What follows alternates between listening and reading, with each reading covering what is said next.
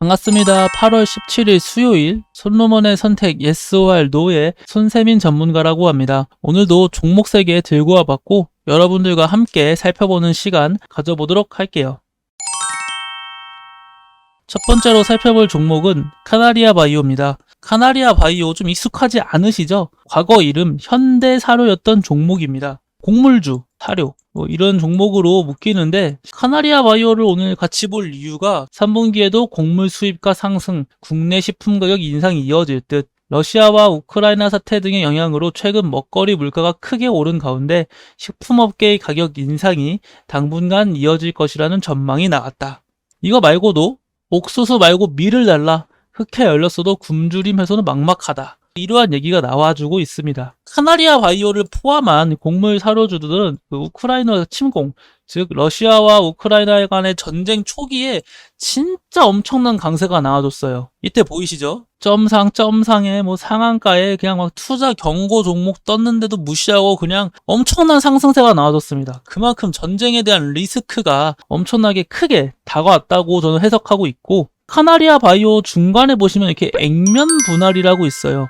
액면 분할이 뭐냐 하면은 주식마다 다들 액면가를 보유하고 있습니다. 카나리아 바이오 같은 경우는 100원이겠죠? 액면가는 최소 100원부터 최대 5,000원으로 형성되어 있고 이 액면가를 일정한 비율로 나눠서 주식의 수를 늘리는 것, 이것을 액면 분할이라고 합니다. 카나리아 바이오 같은 경우는 과거 이름 현대사료 500원이었던 액면가를 100원으로 분할하면서 주식의 수가 5배로 늘었습니다. 이 액면 분할을 하면 좋은 것이 뭐가 있냐?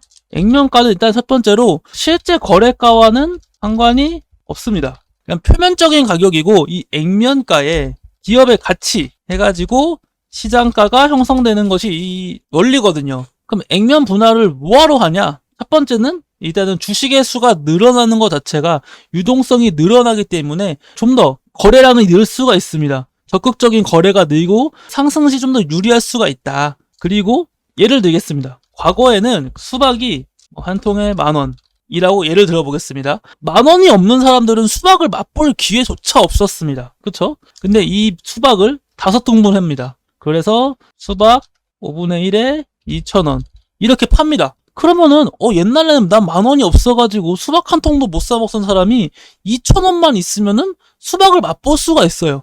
그렇다 보면은 좀 더 다양한 사람들이 수박을 살 수 있을 것이고 거래가 증가되겠죠? 그러한 원리입니다. 보다 싸게 주식을 살 수 있다. 거래량이 늘 수가 있다. 그렇기 때문에 액면 분할은 호재거리로 작용한다. 그렇게 생각하시면 좋을 것 같습니다. 단 액면 분할을 한다고 해도 시가총액은 변화가 없기 때문에 그 점은 유의하시길 바랍니다. 일단 카나리아 바이오를 보면은 엄청나게 큰 강세가 나오고 조정 나오고 강세 나오고 조정이 나오는데 61선은 한 번도 이탈하지 않았습니다. 그쵸? 오히려 61선을 지지해주는 모습은 포착됐어도 이탈하는 모습은 나오지 않았단 말이에요. 그리고 곡물 관련 이슈가 완전히 끝난 게 아닌 이 시점에 한 번 더 치고 나갈 수 있지 않을까라는 생각이 들고 있습니다. 그래서 저 개인적으로 이 하단 61선을 지지라인으로 61선을 이탈하고 종가 마감하면은 손절한다는 마음으로 만약에 매수하신다고 하면은 전 나쁘지 않다고 생각을 해요. 상단에 매물이 좀 있다 이렇게 걱정을 하실 수 있는데 가볍게 한 5% 정도는 충분히 수익 실현하실 수 있다고 좀 판단되기 때문에 매수하신다면은 꼭 61선 손절 라인 지키는 방향성에서 매수하시길 권장드리겠습니다. 다음으로 살펴볼 종목은 GSE입니다. GSE 금일 강한 상승세가 나와준 모습이죠. 그 이유가 뭐냐 한번 찾아보시면은 미 천연가스 9달러대로 치솟아 14년 만에 최고가, 미국의 천연가스가 9달러대로 급등하면서 14년 만에 최고가를 기록했다. 러시아 국영가스회사 겨울철 유럽 가스 가격 60% 추가 인상 전망된다. 그뿐만 아니라 이제 러시아 천연가스 의존도가 높았던 독일 같은 경우는 러시아가 천연가스를 잠그니까 탈원전을 추구하던 정책에서 원전을 가동 연장하고 가스로 인상 등을 예고하면서 힘든 겨울을 좀 약간 예고하고 있습니다. 아무래도 유럽 전반적인 나라들이 그 러시아 천연가스에 대한 의존도가 좀 커요. 최근 증시 상황을 보면은 유가는 좀 하락하고 있습니다. 이란 핵 협상에 대한 그 기대감으로 유가는 하락하는 모습인데 그 천연가스는 계속해서 상승세가 나와주고 있습니다. 그에 따른 GSE 역시 상승세가 나와주고 있는 모습. 연속성이 없는 얘기는 아니에요. 첫 번째가 최근 태양광 에너지, 그쵸? 풍력 에너지, 이런 친환경 에너지가 강세가 많이 나와줬습니다. 그 바이든의 그 인플레 감축법 때문에 강세가 많이 나와줬는데, 그 인플레 감축법이 통과가 되었죠? 인플레 감축법이 통과가 되면서 태양광 에너지나 풍력 에너지 같이 친환경 에너지에서 이제 뭐 GSE 같이, GSE, 뭐 SH 에너지 화학, 대성 에너지, 이런 천연가스 관련주로 순환매가 형성돼서 수급의 이탈, 수급의 변화가 나와줄 수 있거든요. 충분히 가능성 있는 얘기긴 하지만 일단 급등의 폭이 너무 큽니다. 급등이 크고 분명히 유럽 내에서도 천연가스난 관련 가만히 있진 않을 거예요. 올겨울을 나긴 나야 되거든요, 유럽도. 그렇기 때문에 조금 애매할 수가 있다. 차라리 곡물 관련주가 더 괜찮다고 저는 보여지는 상황입니다. 그래서 현 위치에 만약에 GSE 들고 계신 분 있으시면은 매도하시는 것을 좀 권유드리도록 할게요.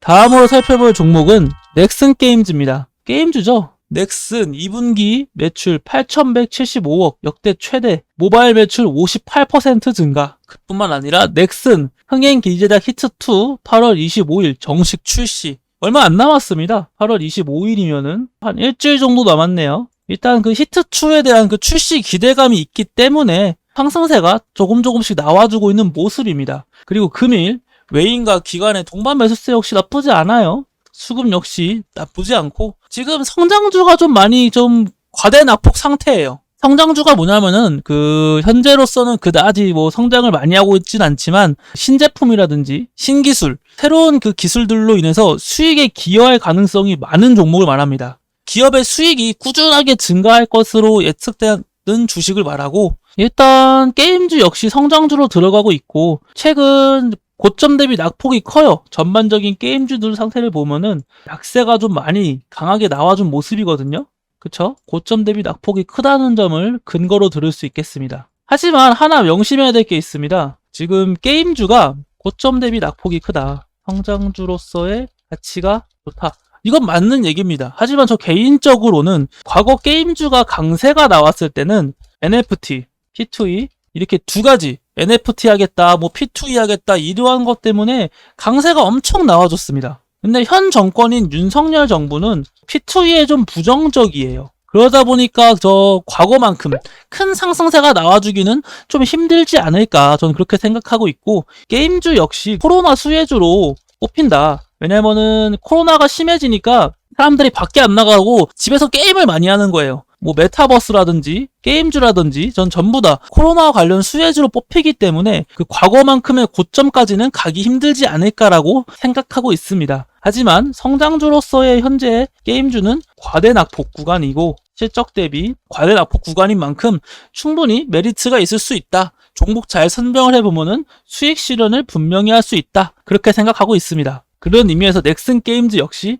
최근 꾸준히 저점을 찍어준 다음에 상승세가 나와주고 있고 수급 역시 좀 긍정적인 상황 속에 8월 25일 히트2의 출시 기대감이 있으니까 보유하신 분들은 8월 25일 전에 팔아야겠죠. 8월 25일이면 재료 소멸로 약세가 나와줄 가능성이 큽니다. 이 점 기억하시고 넥슨 게임즈 대응하시길 바랍니다.